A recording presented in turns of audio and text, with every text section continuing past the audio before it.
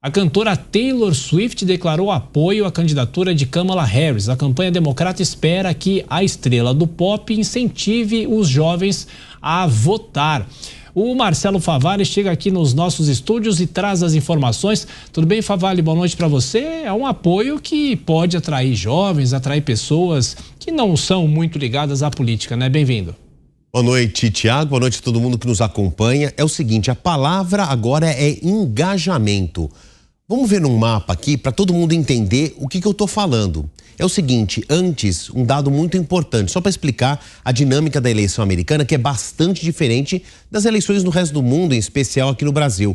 A começar por um detalhe que faz toda a diferença. Não existe um documento que aqui a gente chama de título de eleitor nos Estados Unidos.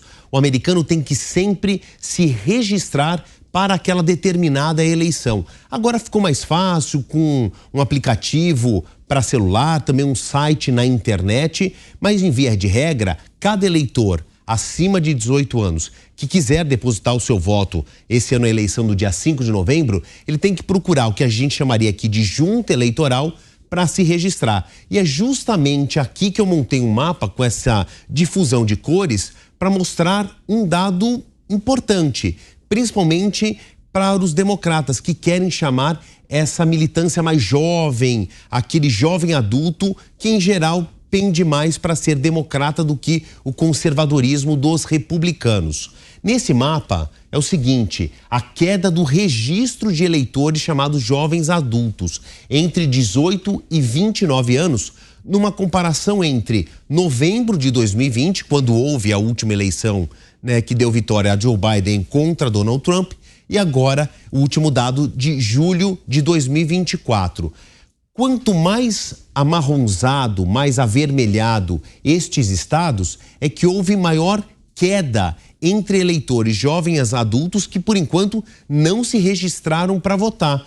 A destacar aqui é Iowa, que é esse estado aqui, em que 47% está tendo 47% a menos de adesão dos jovens adultos em comparação com a última eleição. E agora, esse terceiro elemento, levando em consideração Kamala Harris contra Donald Trump, depois do debate, a maior ídolo pop, a maior estrela pop dos Estados Unidos no momento, a Taylor Swift, dando apoio a Kamala Harris, existe uma perspectiva de que ela atraia justamente os chamados jovens adultos. Depois do debate da última terça-feira, a Taylor Swift fez uma postagem nas redes sociais e cerca de 2 horas depois havia 35 mil registros novos nesse aplicativo que eu falei, chamado Vote.org, só funciona obviamente para os americanos, mas em questão de 120 minutos, havia 35 mil novas adesões. Claro, é muito pouco num universo que tem 330 milhões de habitantes. A gente calcula aí algo em torno de 80, 90 milhões de pessoas nos Estados Unidos que são aptas a votar. Mas já é um bom indício. E aqui, nesse mapa, esses estados com mais cores esverdeadas ou azuladas, a exemplo da Califórnia, do Novo México, mostra que houve uma menor queda da adesão dos jovens adultos. A preocupação justamente dos democratas que querem chamar esses jovens que fazem parte de uma linha dos indecisos pode estar aqui e Taylor Swift pode ajudar bastante.